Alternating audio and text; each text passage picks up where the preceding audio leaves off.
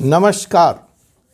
तो आज बाबा विश्वनाथ की नगरी काशी से फोर्स सुप्रीम लॉ इंटरनेशनल का यह लीगल एपिसोड लेकर एक बार पुनः मैं हाजिर हूं जनता की अदालत में।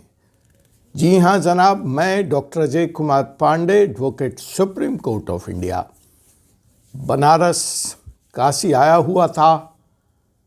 तो सोचा आपको कोई लीगल अपडेट, कोई लीगल मुकदमा काशी का ही अगर सुनाया जाए तो कैसा रहेगा। तो यही प्रयास है। आपने अभी तक अगर फोर्स सुप्रीम लॉ इंटरनेशनल के इस चैनल को सब्सक्राइब नहीं किया है तो ज़रूर सब्सक्राइब कर लें, बेल आइकन बटन को भी दबा लें ताकि आपको कानून की ताज़ा जानकारियां शहर दर शहर, परत दर परत और तारीख दर तारीख समय से मिलती रहीं। जी हाँ जनाब, हम लगातार तुनिशा शर्मा सुसाइड प्रकरण की बात कर रहे थे, उसके कानूनी पहलू की बात कर रहे थे। हाँ, मुझे याद है आपने कमेंट बॉक्स में मुझे इस केस में ज़मानत के क्या पहलू हैं, प्रावधान हैं, उस पर बात करने की बात कही है। मैं करूँगा। आप लोगों में से कुछ लोगों ने मुझे कंझावल प्रकरण की भी बात करने की बात कही है, उस पर भी बात होगी। हल्द्वानी में लोगों के टूट रहे घर पर और उनको बेघर करने के सवाल पर भी, जिसका मुकदमा आज सुप्रीम कोर्ट में सुना जाना है। लेकिन माहौल थोड़ा ज़्यादा गंभीर हो गया है तुनिशा शर्मा और उस पर बनने आने वाले मेरे तमाम एपिसोड को लेकर। तो लगा थोड़ा आज आपको लीक से अलग हटकर कुछ कानून की बातें बताता हूँ, सुनाता हूँ। कमेंट बॉक्स में आप इस प्रयास की सराहना करें। इस प्रयास के बारे में और क्या किया जा सकता है यह बताने का आप कष्ट करें। जनाब, अगर मैं कहूँ कि कानून और भावना कौन बड़ा होगा, कमेंट बॉक्स में बताइए, तो आप कहेंगे कानून। और यही देश का संविधान है। देश संविधान से चलता है, कानून से चलता है, भावनाओं से नहीं चलता। अगर मैं आपसे दूसरा सवाल पूछूं कि कानून और व्यक्ति कौन बड़ा होगा, आपका फिर जवाब होगा कानून।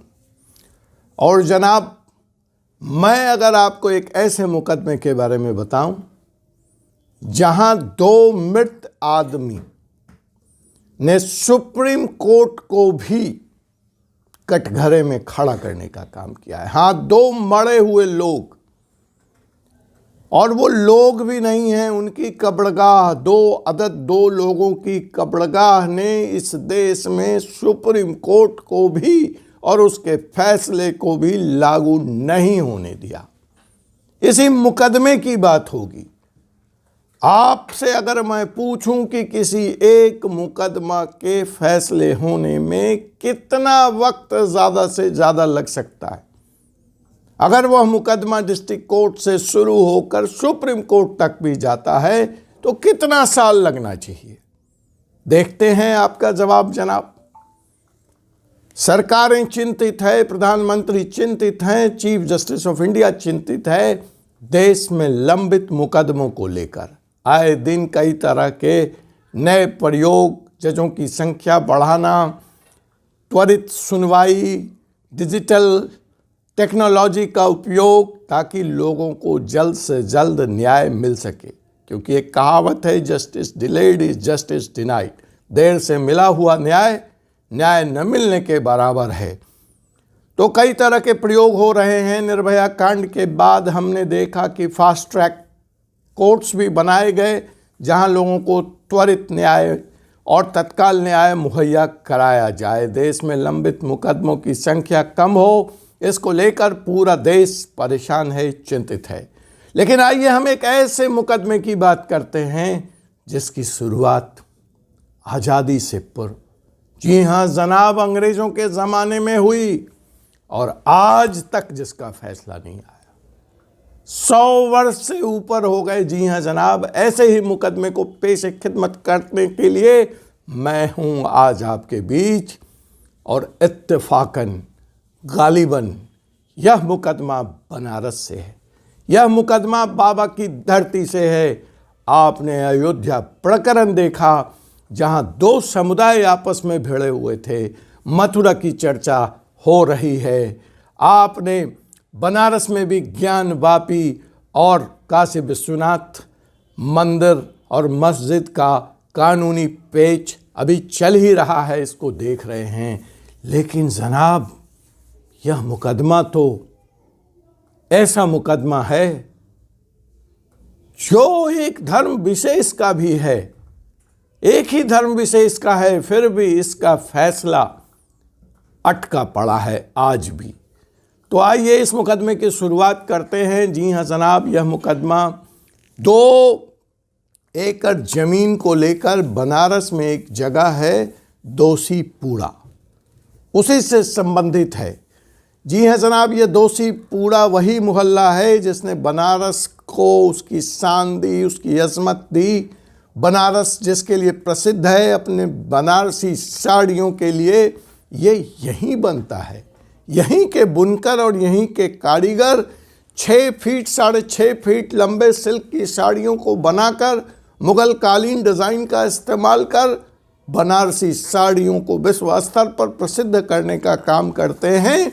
यह अलग बात है कि 100 साल में न वह कलाकारी रही, न वह बुनकर रहे, न वह हथकरघे रहे, सबका स्थान पावरलूम ने ले लिया है। और आज यहाँ इनके बच्चे अलीगढ़ मुस्लिम यूनिवर्सिटी, दिल्ली विश्वविद्यालय में डॉक्टर, इंजीनियर, वकील, न जाने क्या क्या बन गए हैं। हथकरघा कहीं दिखता नहीं है, पावरलूम है। उस पर आप जनाब चाहिए तो आसाम का सिल्क बनवा लीजिए या कर्नाटक का सिल्क बनवा लीजिए। धीरे धीरे वो मुगल कालीन डिज़ाइन भी साड़ियों से गायब हो रहे हैं, उसका स्थान मॉडर्न डिज़ाइन ले रहे हैं। तो इतना सब कुछ बदल गया इस मोहल्ले में, लेकिन क्या नहीं बदला? और क्या नहीं बदला? सुप्रीम कोर्ट के फैसले के आ जाने के बाद भी वही मुकदमा मैं चर्चा करने जा रहा हूं। जी हां जनाब, यही मुकदमा है 2 एकड़ जमीन का। 2 एकड़ जमीन, महज 2 एकड़ जमीन का यह जो जंग है, इसकी शुरुआत होती है सन 1878। Please note it down, it all started in year 1878। जी हाँ जनाब, ये 1878 वही है जब ब्रिटिश साम्राज्य भारत पे हुकूमत करता था और लॉर्ड ल्यूटन गवर्नर जनरल होते थे। उस समय राइट ब्रदर्स का भी प्लेन अभी उड़ा नहीं था। उसके पूर्व 25 साल पहले ये मुकदमा शुरू होता है। किस में? शिया और सुन्नी समुदाय में। शिया कहते हैं कि ये ज़मीन पे उनका मालिकाना हक है और सुन्नी समुदाय कहता है कि नहीं, यहाँ 2 लोग दफन हैं, उनकी कब्रगाह है, इसलिए इस ज़मीन पे उनका हक बनता है। जी हाँ जनाब, कोर्ट, दर्जनों कोर्ट से होता हुआ यह मुकदमा सुप्रीम कोर्ट पहुँचा। अगर कोर्ट और कानून की बात करें तो न्याय की हर सीढ़ी पर विजय मिली शिया समुदाय को, और उसके हक और उसके मालिकाना हकूक़ को हर कोर्ट ने माना।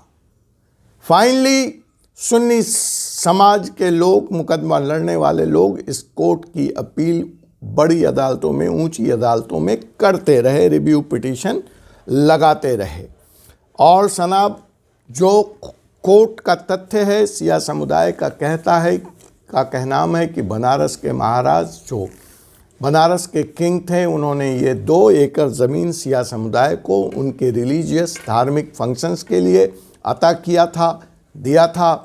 सुन्नी समुदाय का कहना है कि नहीं जी, यहाँ ज़मीन तो ज़रूर बनारस के महाराज, बनारस के राजा ने दिया था, लेकिन यहाँ पे उनके धर्म का 2 व्यक्ति दफन हैं, यह ग्रेव यार्ड है, यह सिमेट्री है, अतः इसको नहीं हटाया जा सकता।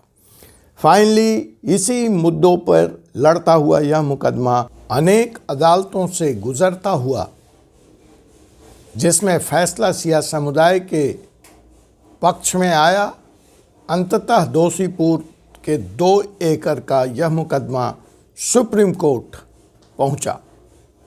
जहां 3 नवंबर 1981 को सुप्रीम कोर्ट ने भी सिया समुदाय के पक्ष में अपना फैसला देते हुए उत्तर प्रदेश सरकार को यह आदेश दिया कि इस 2 एकड़ ज़मीन के चारों तरफ बाउंड्री कराई जाए, ग्रेव यार्ड को, कब्रगाह को कहीं और ले जाया जाए और यह ज़मीन सिया समुदाय के सुपुर्द किया जाए, उनको दे दिया जाए। लेकिन आज 1981 के बाद 41 साल बीत चुके हैं। सुप्रीम कोर्ट का यह फैसला उत्तर प्रदेश की सरकार लागू नहीं करा सकी। तो यह जो मुकदमा 1878 से शुरू हुआ, आज शताब्दी के बाद भी अधर में लटका हुआ है। सुप्रीम कोर्ट के फैसले के बाद भी न्याय कहीं दूर है। इसीलिए जो मैंने एपिसोड के प्रारंभ में सवाल पूछा था कि कानून और भावना, आपने कहा कानून, कानून और व्यक्ति, आपने कहा कानून, मैंने पूछा कानून और कब्रगाह, आपने कहा कानून, लेकिन यहाँ 2 कब्रगाह ऐसी कानून के पेंच में ऐसे पेंच फंसे हुए हैं कि सुप्रीम कोर्ट भी अपने को मजबूर समझ रहा है। उत्तर प्रदेश सरकार ने जो तर्क दिया कि ग्रेव यार्ड को यहाँ से हटाने में शांति व्यवस्था भंग हो जाएगी और इसीलिए इस कब्रगाह को यहाँ से हटाया नहीं जा सकता, सुन्नी समुदाय की भावनाएं आहत हो जाएंगी। सिया समुदाय का इसके जवाब में ये कहना है कि जनाब, अगर शाहजहां की बेगम मुमताज़ महल का कब्र हटाया जा सकता है तो यह कब्रगाह क्यों नहीं यहाँ से 2 व्यक्ति जो यहाँ दफन हैं उनके कब्रगाह को कहीं और हटाया जा सकता है। जहाँ तक शांति व्यवस्था भंग होने का सवाल है, उसके जवाब में इस मुकदमे की पैरवी कर रहे सिया समुदाय के इमाम साहब का कहना है कि जी हाँ जनाब, हमारी संख्या तो सीमित है, बनारस में सुन्नी बहुसंख्यक हैं, इसलिए वह सरकार पर दबाव बनाने में सफल हैं, कायम हैं, वरना सुप्रीम कोर्ट की अदालत का इस शहर में लागू न होना असंभव होता। उनका आरोप यह भी है कि हम प्रारंभ से भाजपा के समर्थक रहे हैं, हमारा समुदाय भाजपा का समर्थन करता रहा है, उनको वोट देता रहा है, इसलिए भी अब तक जो यहाँ सरकारें रही हैं वह सुन्नी का समर्थन करती हैं और इस फैसले को लागू नहीं करती। लेकिन अब तो सवाल यह भी उठता है कि यह तो योगी राज है, फिर भी यह फैसला लागू नहीं हो पा रहा है। इसका जवाब तो भाजपा की सरकार और योगी जी को बनारस में सिया समुदाय को देना पड़ेगा। और उससे भी बड़ा सवाल है कि अगर सुप्रीम कोर्ट के फैसले 100 साल बाद, 41, 50 साल बाद लागू नहीं होंगे तो जनता न्याय के लिए कहाँ जाएगी? और क्या जनता यह कहने को मजबूर नहीं हो जाएगी कि इस देश में कानून का राज्य नहीं है?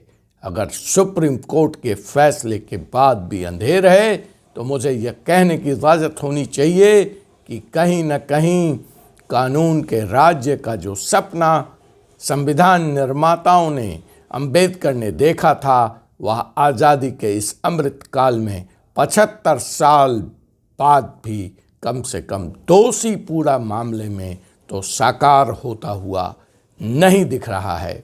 आपसे पुनः मुलाकात होगी एक ऐसे ही कानूनी प्रकरण को लेकर फोर्सेस सुप्रीम लॉ के इस एपिसोड में। तब तक के लिए मुझे एडवोकेट डॉक्टर अजय कुमार पांडे को विदा दीजिए। धन्यवाद। जय हिंद, जय भारत।